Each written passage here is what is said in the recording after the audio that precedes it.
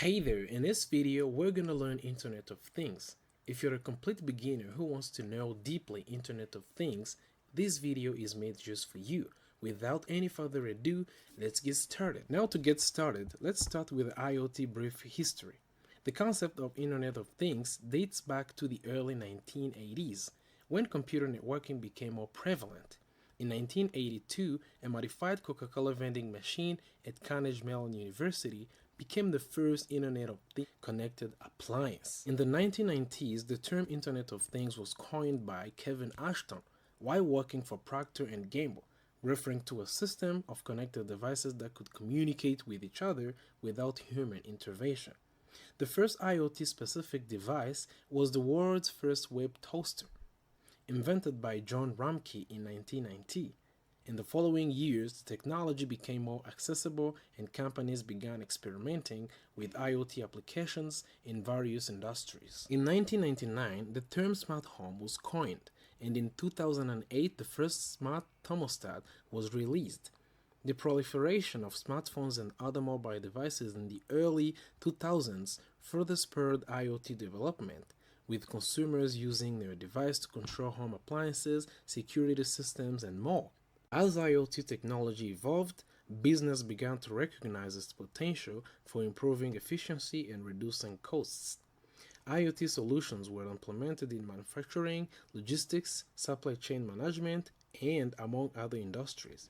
In 2015, the United Nations launched the Global IoT Network, a platform for global collaboration on IoT research and development. Today, IoT technology is a major area of innovation, with few devices and applications being developed constantly. From smart homes, smart cities, from healthcare to transport, IoT is transforming the way we live and work. Now, after learning a little bit of history of Internet of Things, let's dive in and know what Internet of Things really is, alright? So you can see that by definition, the Internet of Things IoT describe the network of physical objects, or what we call things, alright, that are embedded with sensors, software, and other technology for purpose of connecting and exchanging data with other devices and the system over the internet. So what we know here is that we have this word thing. So what we mean by these things, we mean anything that is physical. So we know that before we knew that some things that would get connected to the internet were only electronic devices, all right? But thanks to IoT, we can now connect to the internet things. Let's say, for example, a house, all right? We can connect a house to the internet again. Let's say that you have a dog that you need to know if it's moving around in your house or maybe laying down. So a dog, all right, you can connect your dog to the internet with IoT, all right. So now in Internet of Things, the thing we have to know is that these things that we say right here is anything that exists. Let's say that I have a bottle, all right, a bottle of water. You can maybe connect stuffs to it so that when the bottle is empty, when it's standing, when you just put it on the table and you leave, when someone grabs it, so it sends data to the internet. So now, in order to make an IoT application, you need to have included some sensors, all right. You need to have some sensors, you need to have some softwares and other technologies embedded together so that these things work together to produce a result, all right. So now let's say, for example, let's take this example that to make sure we understand nicely what Internet of Things is. You can see, like, let's say you're like this guy right here. Let's say that you're like this guy right here, and this is your house, and you need to know the state of your house door, all right. So you want to keep track and know if the door is open or closed, all right. So to know this, you're gonna need to add some sensors right here, which we'll see in a minute, some sensors to help you know that the door is maybe opened or closed. How? So you need to maybe add one sensor right here. Let's say a sensor to know if the door is open or closed. We will see that. And then maybe that sensor will be working together with some other softwares, all right? And then send these data to the cloud for you to access maybe on your mobile phone, all right? So you can see that the door, this door right here, was a thing. Now using sensors and actuators, which we will see in a minute, and other software, you can now connect it to the internet, and then it gives you data. So now every time when you open your door and someone opens your door or close it, you get to know that. So this is an IoT application. Now let's go to a second example. So now let's maybe see something that is important. In Internet of Things, you have to know something that is called a sensor. You have to know the difference between a sensor and an actuator, all right? So first, a sensor is a device that detects or measures a physical property or condition, such as the temperature, all right, the pressure, the light, and converts it into an electrical signal or other form of output that can be interpreted by a computer or other devices, all right? So the easiest way to understand what a sensor is to take an example on a human. We know that we have, let's say for example, on human, we know that everything that is being created nowadays, or maybe even days before now, are based on human and animals. So like, let's say on a person we have a nose. So now the nose, what it does is it detects smell, gases, all right? So we know, let's say for example, with your hand, let's see it right here. So you can see, if we analyze a person with the eyes, all right, with the eyes, you can see, all right? So in IoT terms, an eye can be referenced to like a camera, all right? Because if you make a system that you need to know it to see if there are some people going around, to recognize faces, you need to use a camera. So a camera is a sensor. Why? Because when you put a camera right here that is watching things here, if someone puts their face around, for them to know that it's maybe Bob, so this, it is, using its technology, detect and then know that. So a sensor, a camera is a sensor compared to an eye on a human. So we know nose. Now we have the nose. What the human nose does is it detects gases, all right? So if it's a perfume, it's a gas. If it's any other kind of gas, a carbon or whatever, all right? So now there are some other sensors you can use to detect gases from an environment. So let's maybe say our ears, all right? So you can hear sound, all right? So if we compare this, a sensor here would be like a sound sensor, all right? A sensor that detects the sound. So now let's see in our hand right here, right? You can feel the touch. You can touch something and know that something is hot or anything. So you can see now that if we go back right here, you know that a sensor is a device that detects or measures a physical property or condition such as temperature and everything.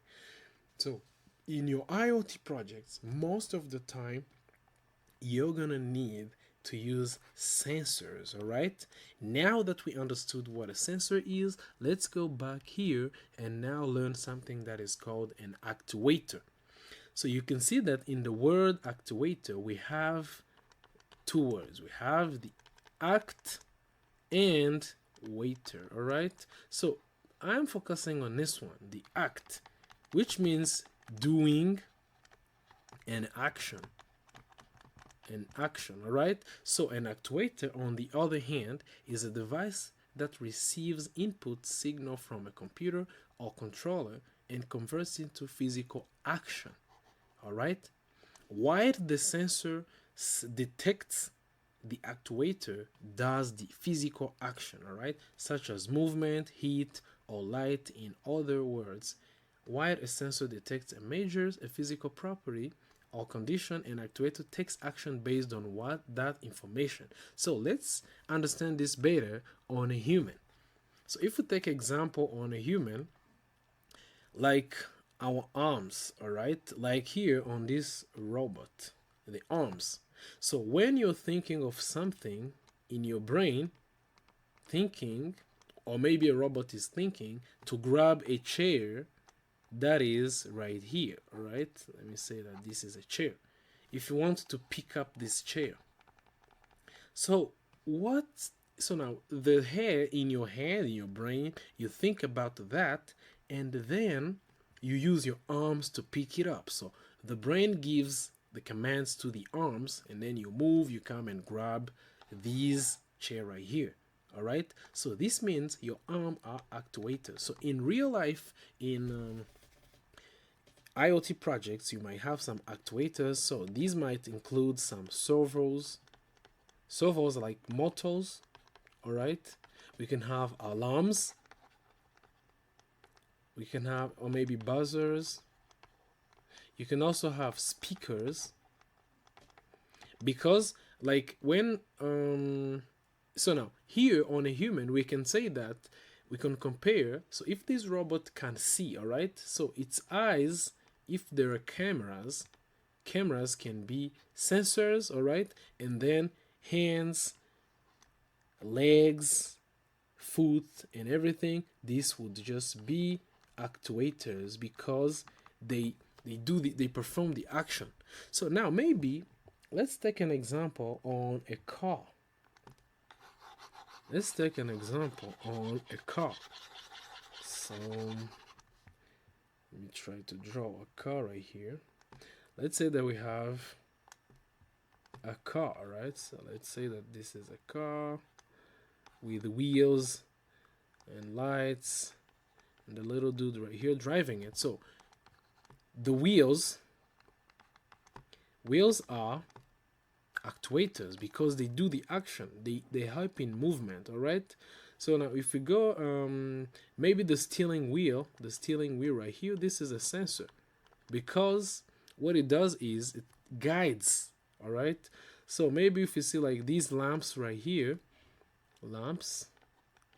these lamps are actuators, because what they do here is to provide the light. This is an action, all right, and so forth. So on a human, if we were to describe human parts as sensors and actuators, arms, legs, and everything would just be actuators, because they help us do actions. Now eyes, ears, nose would be classified in sensors. All right, so let's go. Now if you want to do an IoT project, you need to do these two things that I'm going to tell you. You need to know how to combine sensors and actuators and get them to work together. So like for example, in this example that we have right here, we have an automatic door. All right, so this automatic door, the way it works is, you can see that we have this sensor right here, which is maybe the motion. It detects the motion, and we have this young little girl walking towards this door.